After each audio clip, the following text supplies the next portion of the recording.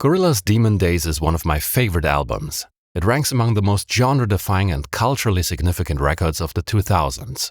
Both the intern and I have listened to this more times than we can count. And once you press play, you can't just stop, so we set out to make a special episode about all of the rhythms on Demon Days.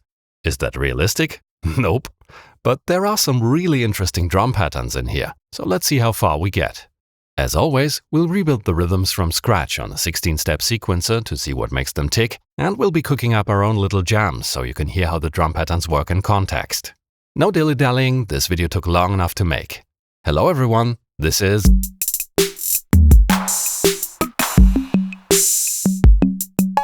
The virtual band Gorillaz was created by Damon Albarn and Jamie Hewlett. It consists of Noodle, 2D, Russell, and Murdoch. Demon Days could be called their magnum opus. The album was a direct response to the post-9/11 Iraq War era, addressing war, greed, corporate media, and societal decay. According to Albarn, it is a loose concept album exploring the world in a state of night. Since the intro doesn't have any drums, we start off with Last Living Souls. Here the dub influences from their first self-titled album are still very present. In a way, it could be seen as a transition from the style of Gorillaz Phase 1, which I strongly associate with Dan the Automator and the rest of Deltron 3030. On Demon Days, the beats were programmed by James Dring, once again Jason Cox, and of course the then up-and-coming producer Danger Mouse. Demon Days was his first big production, and I'd say it went pretty well. This is actually a perfect first song for this video because it starts off with an old-school drum machine. It clearly sounds like a preset rhythm box, so I did some research and listened to recordings of some early models. And I found a perfect match. The Rhythm Ace FR2L from 1970. It's Cha-Cha preset to be more specific. Fun fact, Ace Electronics was founded by Ikutaru Kakehashi. Yes, the Kakehashi who later founded Roland and gave us all those classic drum machines like the 808 and 909. Of course, we're not just going to play a sampled loop and call it a day. We're going to recreate the drum pattern to see what the machine is actually playing. Since it's not that easy to get clean individual samples from the Rhythm Ace, we decided to use the more readily available sounds of the Roland CR78, which pretty much falls into the same category. Primitive, yet super charming. And with the additional sound parameters on this modern emulation, we were able to get even closer. I'll build the pattern on this sequencer for a better overview. We'll start with the rim shot. It forms the core of the cha-cha rhythm. 1, 2, cha-cha-cha. That gives us this constant push-pull between tension and release. The kick neatly frames this. The congas or bongos give us some melodic movement. And the hi-hats glue everything together. I think there's a slight accent on the 1 here.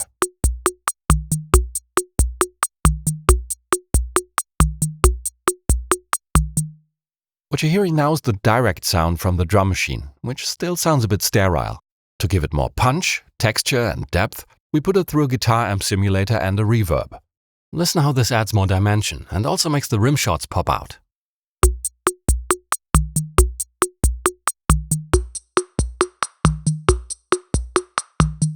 Thanks to the reverb, you can now clearly hear every individual rim shot. That's a neat mixing trick you can also use with any other short snappy sounds like claves or finger snaps that would otherwise get buried in the mix. Beautiful. That's what I love about those 70s preset machines. They go well with anything from orchestral strings to rap. And if in doubt, you can always call it ironic juxtaposition. Now, if we look at this pattern, we can see that it's full of gaps. Every other step is empty. In theory, we could avoid this Swiss cheese situation. We could simply leave out those gaps, squeeze the pattern into half the space, and then just play it at half speed. That doesn't really give us a better overview in this case, because everything already fits into one single page, but for the next part this is actually very useful, because it lets us compress 4 bars onto just 2 pages. The sequencer runs at half speed, and every step represents an 8th note. This is something we'll be doing a lot in this episode.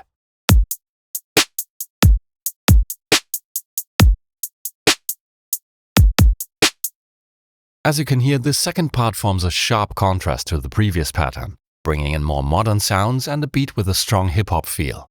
Here the hi-hats aren't continuous, they drop out all the time. It almost sounds as if a record was being stopped, especially wherever the space after a kick is empty or the one of the beat is left out. There are also some accents on the hi-hats that keep it interesting. On a few rare occasions there is a reggae dub-style delay throw on the first and last snare hit. That's an 8th dotted delay, an 8th note plus a 16th note. This means that every other delay hit lands off the grid, which again brings more rhythmic interest into the beat.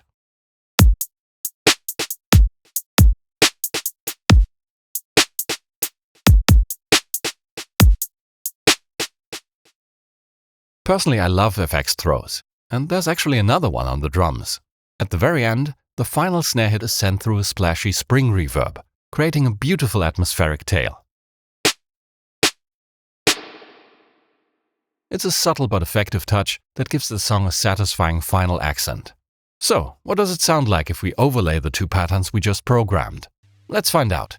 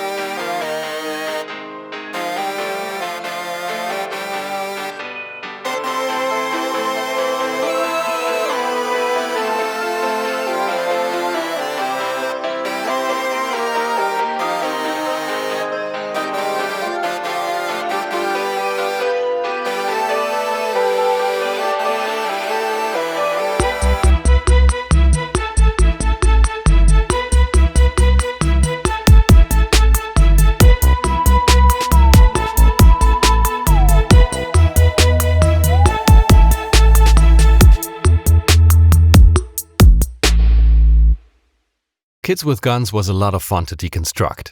It might actually have one of the most characteristic Gorillaz drum tracks. It features those powerful kick and crash cymbal hits in the finale, which became so heavily associated with their first big hit Clint Eastwood. We also found out that the bassline actually gets its iconic sound by doubling it with an electric guitar, which gives it that extra bite. It's a variation of a technique called tic-tac bass that was popularized in country music in the late 1950s. Okay, let's see what we have here. 106.3 BPM, and again we're working in a condensed 8th scale, so we can actually see 2 bars here. I wonder how long we can get away with this. For now, let's just ignore this looming problem and say that, like climate change, this is a problem for future us. We'll use a more realistic acoustic drum kit for this one.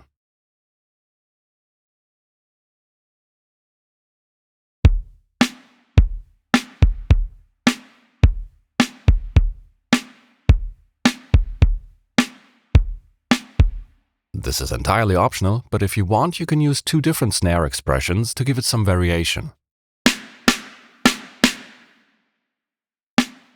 We have 3 different hi-hat sounds on this kit: a closed one, an open one, and a third one somewhere in between.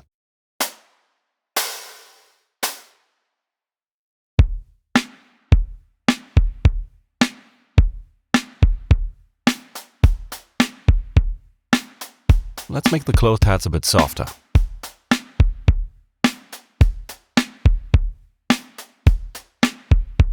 On top of that, we layer some crispy 808 maracas to support the hi-hats.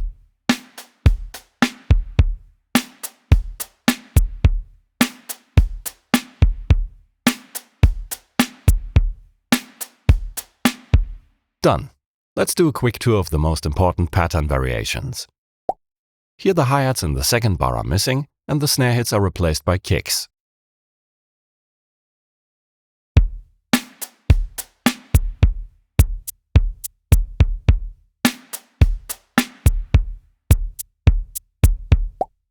In this one, the second bar has a steady maraca pulse and ends with an electronic cymbal. Be sure to trim the cymbal so it doesn't spill over into the next bar.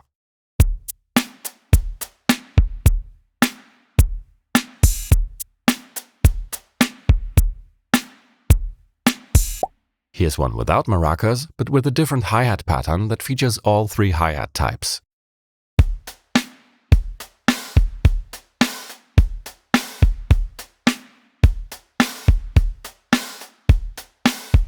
This one plays during the easy does-it transition. Silence, except for a steady kick pulse in the second bar and a sample of an acoustic snare roll. Programming a realistic acoustic snare roll goes a bit beyond the scope of this episode, so if you're interested, you can read all about it in our Drum Machine 101 book, which is available on our Patreon. But we also made a ready-to-use sample which you can download for free. The links are in the video description.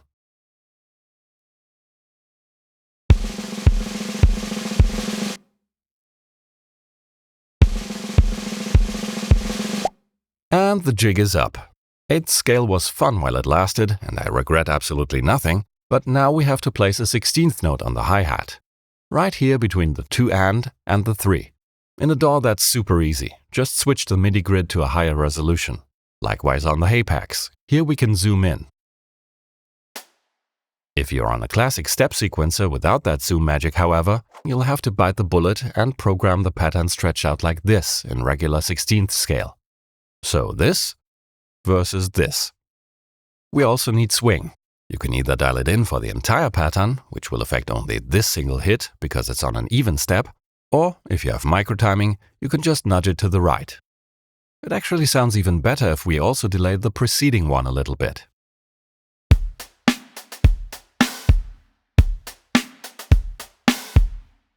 And yes, the hi-hats in the original are slightly off-grid in general, but it's still at a level where I'd say we can safely get away with leaving everything but these 2 alone.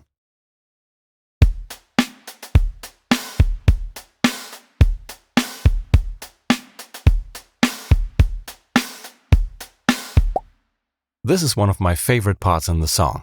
There's this whole push it real build-up, and suddenly everything is cut off, and we get this ultra-minimal dry drum part.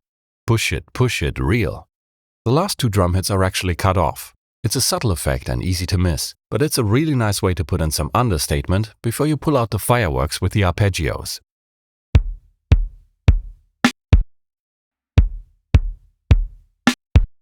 The other variations leave out the maracas or mute a big chunk of the pattern, as you'll see and hear in the jam. Oh, and at the end, of course, you'll have to go nuts on the acoustic drums, but that should be pretty easy to follow on the sequencer. Just be sure to dial in an almost illegal amount of swing to make that kick bounce aggressively.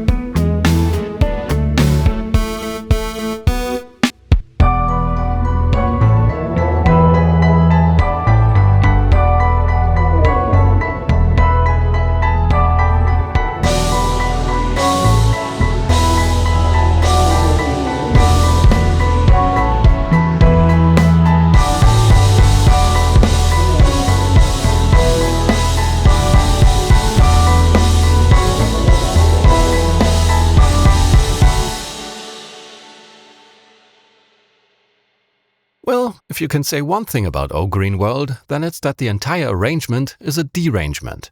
Fair warning, if you transcribe and mix this dystopian song long enough, you'll hear screaming and random noises whenever your brain goes into standby. Been there, done that. It's the song equivalent of smelling burnt toast. As insane as that song is, the underlying drum pattern starts off very simple. 122.6 BPM, again an eighth note scale. Just alternating kicks and snares.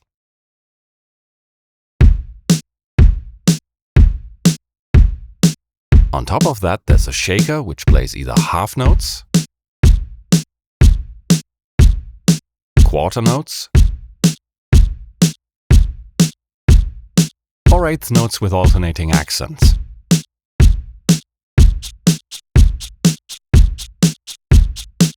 On one single occasion, there's an unaccented kick on the 3-end of the first bar.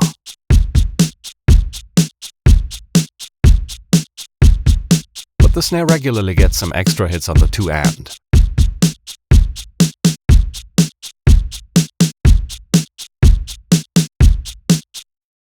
A technique which is quite common in hip-hop tracks is selective muting.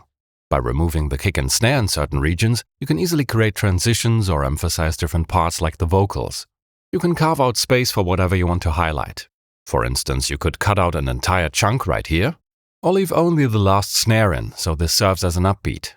Most of the time the shaker keeps things going, so the effect is not quite as jarring as having complete silence.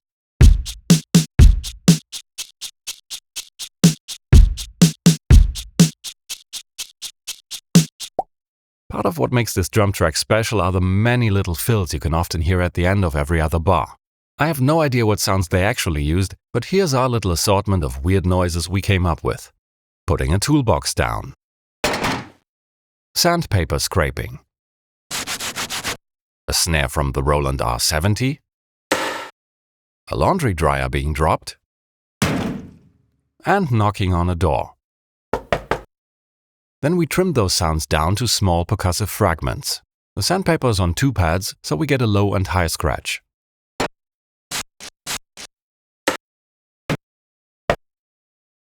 And what I'll do now is I'll play some little fills with these sounds and then speed up the sequencer afterwards.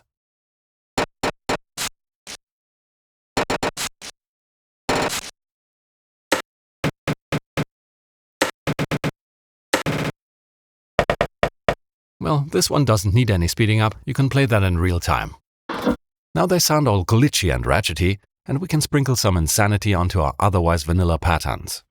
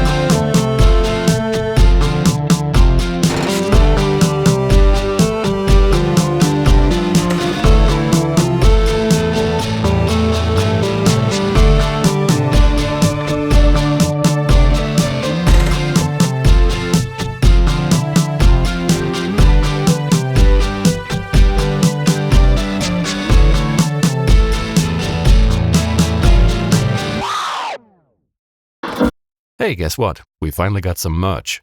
So if you want a shirt like this, the link is in the description. This might be the most difficult drum pattern yet. The anti-war song Dirty Harry was the 3rd single released from the album, and as the title of a Clint Eastwood movie, it again establishes a connection to the debut album. The song is based on I Need a Gun from Damon Albarn's EP Demo Crazy, which is basically an early minimal chiptune version. So guess what style we went for? It's also the first track on the album to feature a rap part, performed by Booty Brown, and it prominently samples the beat from the intro of Baba Here by the Lafayette Afro-Rock Band, a funk track from 1972. But it doesn't simply take the entire beat. Instead, it uses all kinds of tiny fragments from it to build a new groove. So, if we don't chop up the original loop, then we have to recreate the pattern by sequencing the individual drum hits and adapt it to regular drum sounds. Let's go through the instruments one by one. 96.2 BPM, 2 bars with regular sixteenths. The kick is pretty easy to substitute, nothing special going on here.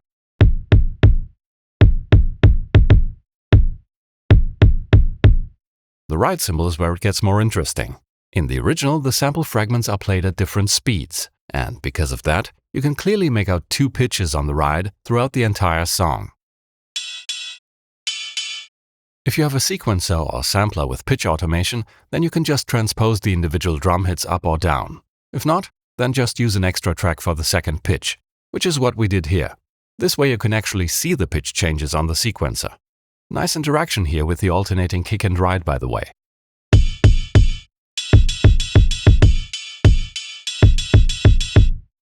Next we'll add this pair of sounds. I got a dry snare and half a hand clap, but just pick anything that works well in tandem and can be used to build a low-high rhythm. I trimmed the hand clap at the end to mimic it being chopped out of a longer sample.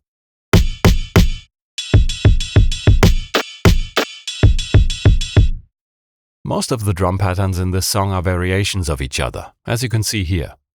We still have the alternating pitches on the ride cymbal, but in a slightly different configuration and with some weaker steps thrown in. The tandem phrase from before is something that keeps popping up, and we get 2 new sounds. Again a tandem. I actually used the exact same sounds as before, but pitched up, and the hand clap isn't trimmed anymore. Finally, a conga or tom that plays mostly these double hits throughout the track.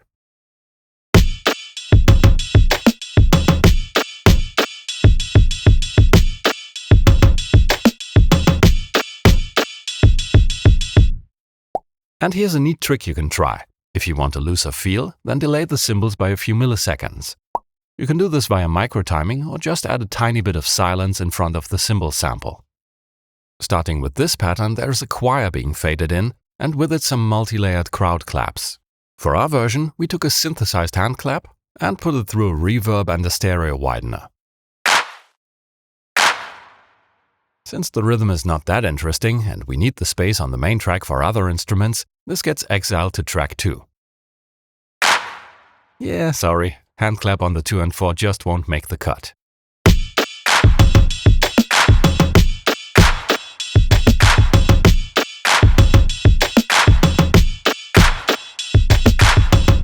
One of my favorite one-time events in this song is the transition to the second part.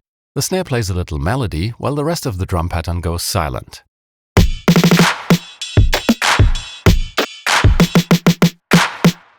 I'll pitch this one up and this one down, and suddenly the transition becomes a lot more interesting.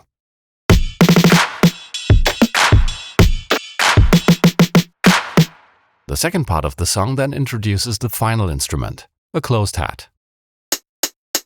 Nothing fancy, it just keeps playing eighth notes. Boring! And to the drum exile it goes. From here on, you can also give the kick more oomph and add a bit of swing. That's enough to make this part hit differently.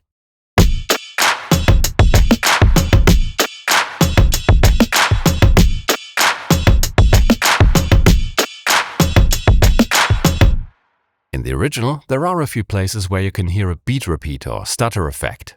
Essentially, this means you cut and paste segments of the sample. Everything happening in there is repeated over and over again. That's not easy to imitate by just sequencing individual drum hits, but in most places it still works.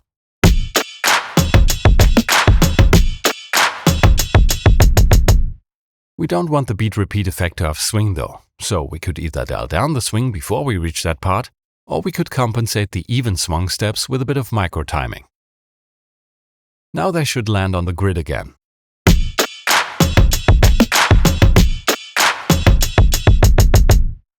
Those uniform repeats feel super robotic and clearly stand out from the rest of the pattern. For its final part, Dirty Harry sampled another drum performance. We're Doing It, The Thing, Part 2 by Eddie Bow and the Soul Finders. That one's pretty easy to follow on the sequencer, so we just wedged it in as an outro to our jam. And if you're interested, you can always find the complete drum transcriptions of this episode, along with many more patterns, cheat sheets, and other useful stuff on our Patreon.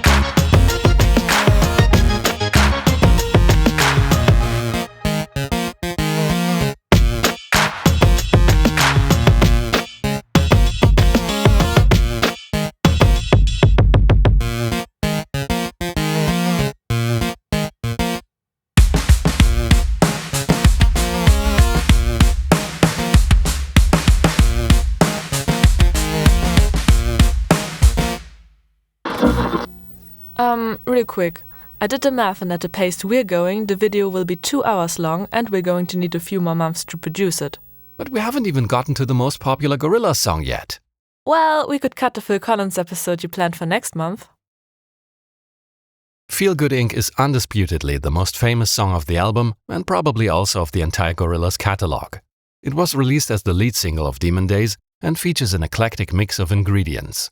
A hypnotic bass line, a rap part by De La Soul, including the iconic laughter at the start, a dreamy chorus, wobbly synth stabs, a Hawaiian guitar, and a killer drum track. Feel Good Inc. is one of my favorite drum patterns ever. First off, it's much more complex than you'd think. If you've played the rock band Gorillaz DLC, then maybe you know what I mean. There's a lot of stuff going on in there that you can't necessarily hear in the mix. The drums feel loose and unquantized, although every drum hit is actually bang on the grid. One reason for that are the drum samples. This is what we're working with.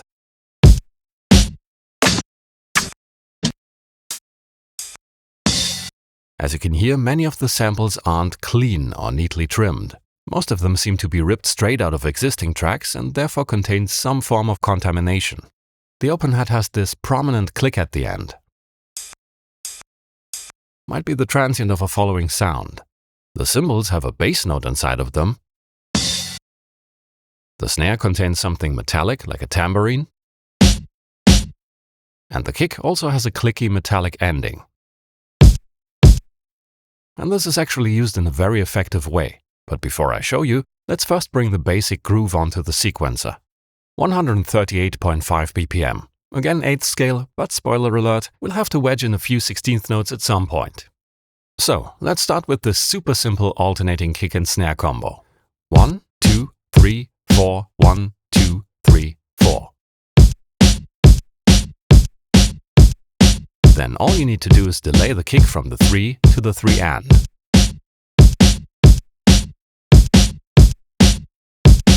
A continuous stream of hi-hats to glue everything together.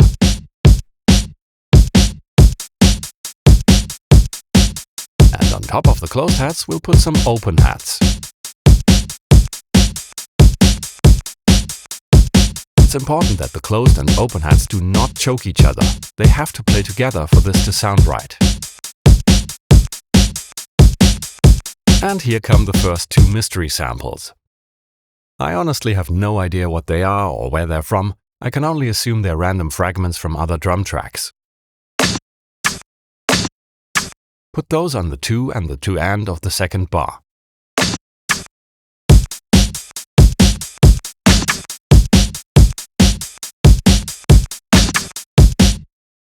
Regarding the kick drum, if you listen closely, you can make out 3 different versions of it. The one you've already heard on the sequencer, then a slightly trimmed version which is missing the click at the end, and finally an even shorter one.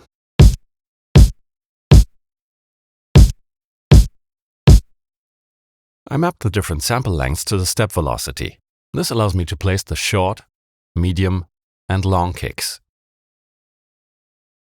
The variation of the kick length actually goes on for another 2 bars, so I'll unroll the pattern to 2 pages, which gives us 4 bars in total. I'll solo the kick so you can focus.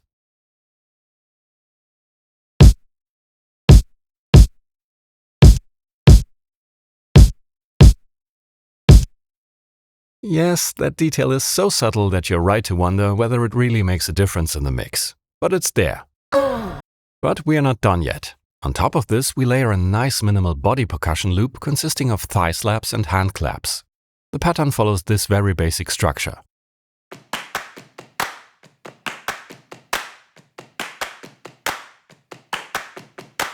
To make it a bit more interesting and dynamic, I changed the second and third hand clap in each bar to a fuller 2-person hand clap. I also gave an accent to each hand clap on the 4 and softened the first lap slap of each bar.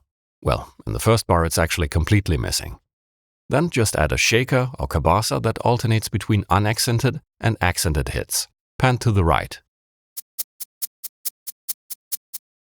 This is probably part of that wonderfully weird Hawaiian steel guitar sample that's played a few times before the first chorus. The shaker kind of gets buried in the mix, but there's one moment where you can clearly hear it. Be sure to listen for that in the end jam. Now, let's take a look at the variations. The first one is already pretty interesting. There's a new sound fragment in the second half of bar 2. Doesn't do much in terms of excitement, just a nice one-time event with alternating loud and soft 16th notes. I'll zoom in so you can see them. The hi-hats at the end are missing. Instead, we get 2 crash cymbals reinforced with kicks. These really provide some extra emphasis for the feel-good vocal bit.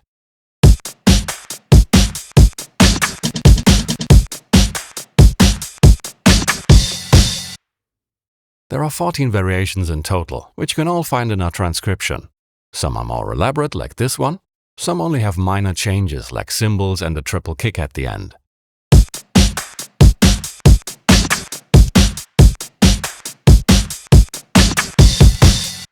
Some leave out the mystery samples, but add some extra open hats and a slower quarter note triple kick, which makes it sound almost like a beat repeat.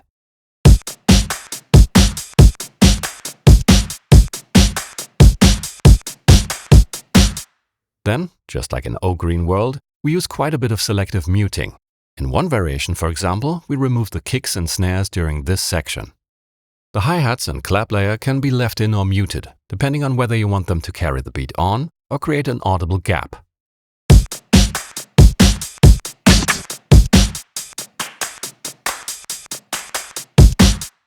One of my favorite moments is the transition to the first chorus. The drums are stripped down to just the kick and snare, the final bass notes ring out, the hand claps stop. This part is so etched into my brain that I can almost hear the answering machine beep. So good. And finally, we come back to those 16th notes I mentioned at the beginning. In 2 variations, we need to place a kick right between 2 steps. Again, you could program it in 16ths or zoom in, but this time we can also use micro-timing to nudge the step to the side to reach that position. I'll just shift this hit to the right by 50%.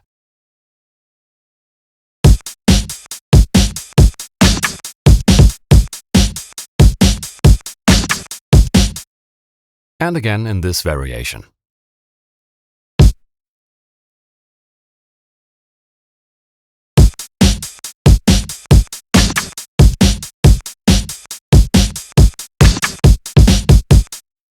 Since there are only 2 16th notes in the entire drum track, they emphasize those parts and make them hit even harder. Oh, look at the time, it's bass o'clock. But before we start the end jam, as always, a big shout out to all of our patrons. This episode was a huge undertaking, and thanks to you, we can keep making these videos. Feels good.